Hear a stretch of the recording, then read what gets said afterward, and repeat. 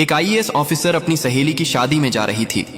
उसने आम लड़की की तरह कपड़े पहने हुए थे, ना कोई सरकारी गाड़ी ना कोई सुरक्षा, बस एक आम लड़की की तरह मोटरसाइकिल चला रही थी। जब वह रणनगर शहर के पास पहुंची तो आगे एक पुलिस चेक पोस्ट दिखाई दिया। वहां 3-4 पुलिसकर्मी चेक पोस्ट के बाहर सड़क पर खड़े थे। उनके बीच में इंस्पेक्टर रुद्रभान सिंह अपनी वर्दी में खड़ा था। उसने हाथ में लाठी उठाकर लड़की को रुकने का इशारा किया। लड़की ने मोटरसाइकिल सड़क से किनारे लगाई और खड़ी हो गई। इंस्पेक्टर ने सख्त आवाज में पूछा, कहां जा रही हो? लड़की ने बहुत शांत स्वर में जवाब दिया, एक सहेली की शादी है, वहीं जा रही हूं।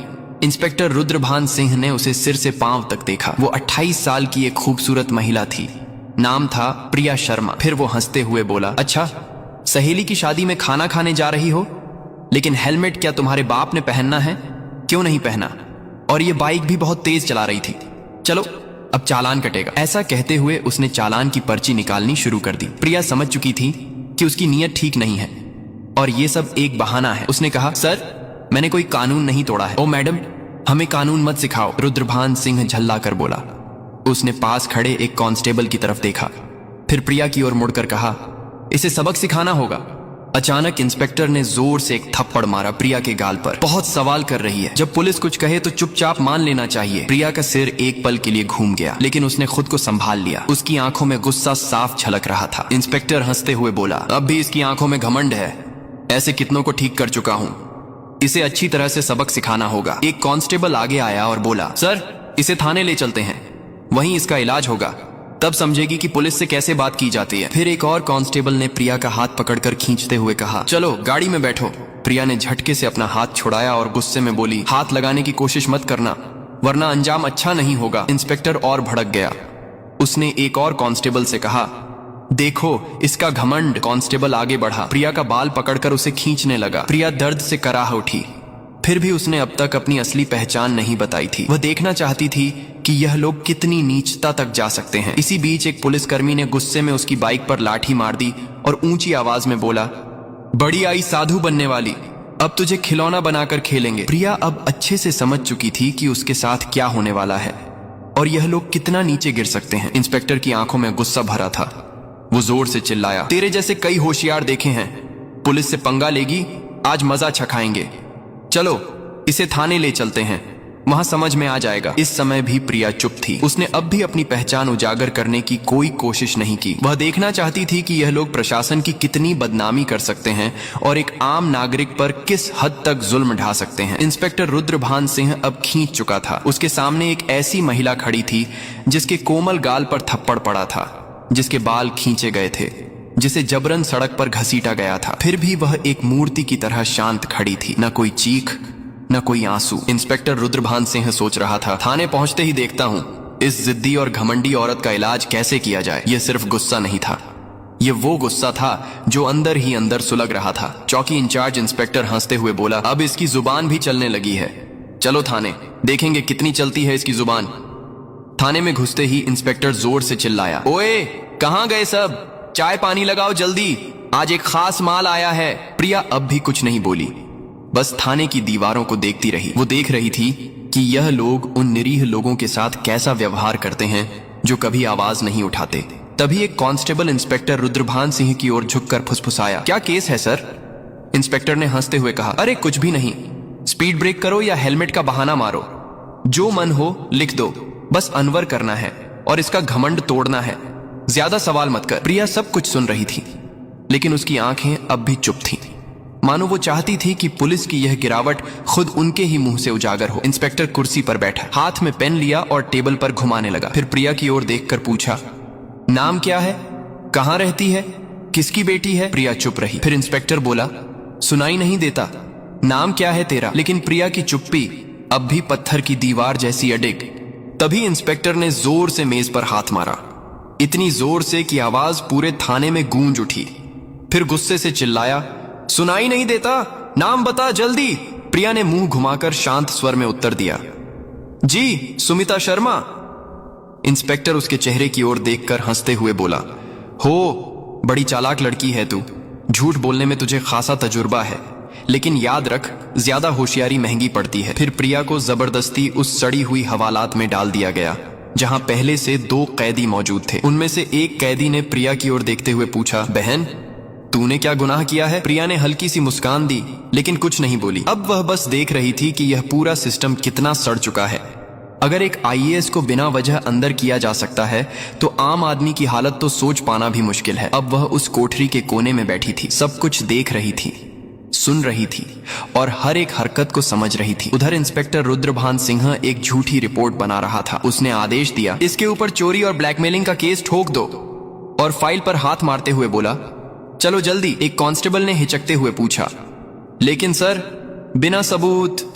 रुद्रभान सिंह हंसते हुए बोला, इस थाने में सबूत लाए नहीं जाते, बनाए जाते हैं। कुछ देर बाद एक कांस्टेबल कोठरी में आया और प्रिया के कंधे पर जोर से हाथ मारा। तभी इंस्पेक्टर रुद्रभान सिंह ने भी हाथ उठाया ही था कि तभी दरवाजे पर एक भारी कड़क आवाज गूंजी, रुको। सभी लोग घूमकर दरवाजे की ओर देखने लगे। वहां सीनियर इंस्पेक्टर यशवंत वर्मा खड़ा था। उसकी छवि बाकी अफसरों से कुछ बेहतर मानी जाती थी। वह अंदर झांका और महिला की हालत देखकर उसके माथे पर बल पड़ गया। उसने सख्त स्वर में पूछा, यह सब क्या हो रहा है? रुद्रभान सिंह हंसते हुए बोला, कुछ नहीं सर, एक सड़क की औरत ज्यादा अकड़ दिखा रही थी, सबक सिखा रहा हूं। यशवंत ने प्रिया को ध्यान से देखा। उसका व्यवहार किसी आम महिला जैसा नहीं लग रहा था। उसने पूछा, इसका अपराध क्या है? रुद्रभान सिंह थोड़ा घबरा गया और बोला, अब सर चेकिंग में बदतमीजी कर रही थी। अब यशवंत को शक होने लगा। उसने प्रिया से सीधे पूछा, तुम्हारा नाम क्या है? प्रिया फिर भी चुप रही। रुद्रभान सिंह हंसते हुए बोला, देखिए सर, नाम भी नहीं बता रही है। अब यशवंत पूरी तरह सतर्क हो गया। उसने सख्त आदेश दिया, इसे अलग कोठरी में रखो, अकेले। रुद्रभान सिंह चौंक गया। लेकिन सर, यशवंत ने कठोरता से कहा, मैं खुद इसके पास रहूंगा। उसके आदेश पर प्रिया को एक और अलग कोठरी में ले जाकर बंद किया गया। वह कोठरी पहले वाली से भी ज्यादा बदबूदार और अंधेरी थी। प्रिया ने चारों ओर नजर दौड़ाई। एक कोने में एक टूटी हुई मेज पड़ी थी और पास ही एक जंग लगी लोहे की। अब वह इस सड़े गले सिस्टम का असली चेहरा और भी करीब से देख रही थी। हर एक पल उसकी आंखें यह समझ रही थीं कि कानून अब सिर्फ फाइलों तक सीमित रह गया है। इसी बीच एक कांस्टेबल दौड़ते हुए आया और बोला, सर बाहर एक बड़ी गाड़ी खड़ी है। रुद्रभान सिंह चौंक गया। पूछा, कौन सी गाड़ी? कांस्टेबल घबराते हुए बोला, सर सरकारी गाड़ी। रुद्रभान सिंह तुरंत बाहर गया। गाड़ी के अंदर झांकते ही उसके होश उड़ गए। वो भागकर वापस आया और धीमी आवाज में बोला, सर। रुद्रभान सिंह झुंझलाकर बोला, क्या हुआ? कौन आया है? कांस्टेबल कांपते हुए बोला, सर कमिश्नर साहब आए हैं। रुद्रभान सिंह का चेहरा पड़ गया। सीनियर इंस्पेक्टर यशवंत वर्मा भी सतर्क हो गया। अब मामला सीधे ऊपर तक पहुंच चुका था। कमिश्नर साहब थाने में दाखिल हुए। उनकी आंखों में गुस्सा साफ झलक रहा था। उन्होंने रुद्रभान सिंह की ओर देखकर सख्त स्वर में पूछा, इंस्पेक्टर रुद्रभान सिंह, ये क्या तमाशा चल रहा है यहाँ? रुद्रभान सिंह घबरा गया और बोला, कुछ नहीं सर, एक छोटा सा केस है बस। कमिश्नर साहब ने टेबल से फाइल उठाई और ध्यान से पढ़ने लगे। उनके माथे पर शिकन आ गई। फिर वह कोठरी की तरफ झांके और बोले, ये कौन है? रुद्रभान सिंह तुरंत बोला, सर इस महिला पर 420 और धोखाधड़ी का केस है। कमिश्नर ने सीधा सवाल किया, तुम्हारे पास सबूत है? दोबारा बोले, कोई भी सबूत है तुम्हारे पास? अब रुद्रभान सिंह पूरी तरह फंस चुका था। कमिश्नर साहब ने सीधे महिला की ओर देखा और पूछा, तुम्हारा नाम क्या है? और तभी पहली बार प्रिया शर्मा ने हल्की सी मुस्कान दी और कहा, आईएएस प्रिया शर्मा। थाने में एकदम सन्नाटा छा गया। हर चेहरा पीला पड़ गया। रुद्रभान सिंह के हाथ पांव कांपने लगे। बाकी सभी कांस्टेबल हैरान होकर एक दूसरे की ओर देखने लगे। रुद्रभान सिंह के पैरों तले जमीन खिसक गई। जिस महिला को वह एक मामूली अपराधी समझ रहा था, वह थी वही अधिकारी जो पूरे जिले की प्रशासनिक व्यवस्था संभालती थी। वह कोई आम औरत नहीं थी, वह थी स्वयं आईएएस प्रिया शर्मा। जिस महिला को सड़क पर घसीटा गया था, जिसके बाल खींचे गए थे, जिसे थप्पड़ मारा गया था, जब यह सच्चाई सबके सामने आई, पूरे थाने में हड़कंप मच गया।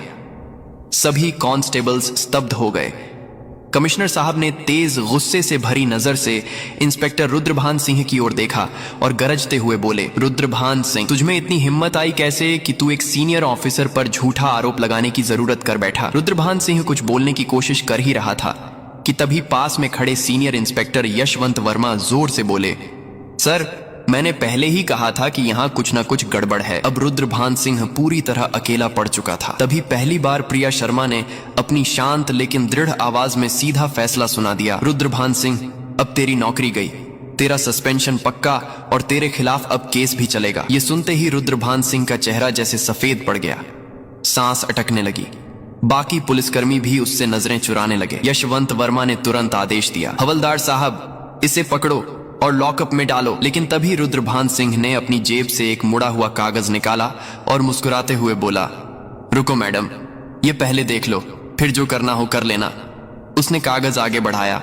कमिश्नर और प्रिया दोनों की नजरें एक साथ उसकी ओर गई। रुद्रभान सिंह बोला, यह लो मेरा ट्रांसफर ऑर्डर।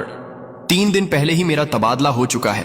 अब चाहे तुम जितना भी गुस्सा करो, मुझे नौकरी से नहीं निकाल सकती। पूरे थाने में फिर एक बार सन्नाटा छा गया। प्रिया ने वो कागज हाथ में लिया और ध्यान से पढ़ा। कमिश्नर ने यशवंत वर्मा की ओर तीखी नजर डालते हुए कहा, जाओ देखो, ये कागज असली है या सिर्फ दिखावा। यशवंत ने कंप्यूटर रिकॉर्ड खंगाला और फिर सिर उठाकर बोला, सर यह असली है, लेकिन अब तक इसने नए इंस्पेक्टर को चार्ज नहीं सौंपा है। यानी अभी तक यहाँ का आधिकारिक इंस्पेक्टर यही है और सारे कुकर्म इसी के कार्यकाल में हुए हैं। अब इसे कोई नहीं बचा सकता। प्रिया शर्मा ने रुद्रभान सिंह की आंखों में आंखें डालकर कहा, अब तेरा नया ठिकाना वहीं होगा जहां तू दूसरों को डाला करता था। कमिश्नर ने भी सिर हिलाकर उसकी बात पर अपनी मोहर लगा दी। जैसे ही 2 कांस्टेबल उसे पकड़ने आगे बढ़े, रुद्रभान सिंह फिर से चाल चल गया और जोर से बोला, रुको मैडम, मैडम मैं अकेला नहीं हूँ। क्या आपको लगता है कि सारा दोष सिर्फ मेरा है? फिर वह थाने के बाकी पुलिस वालों की ओर इशारा करते हुए बोला, ये सब मेरे साथ थे, ऊपर तक सब शामिल है।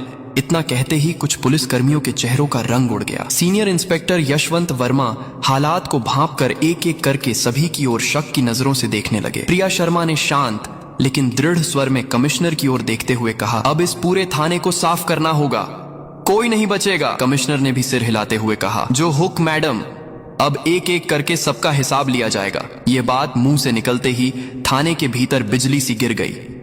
थाने के बाहर कुछ पत्रकार पहले से खड़े थे। उन्हें पहले से ही शक था कि थाने के अंदर कोई बड़ा घोटाला चल रहा है। जैसे ही उन्हें खबर मिली कि पूरा थाना लाइन हाजिर किया गया है, उन्होंने तुरंत मोबाइल से ब्रेकिंग न्यूज वायरल करना शुरू कर दिया। उसी वक्त एक चमचमाती गाड़ी थाने के सामने आकर रुकी। दरवाजा खुला और स्वयं एसपी साहब बाहर आए।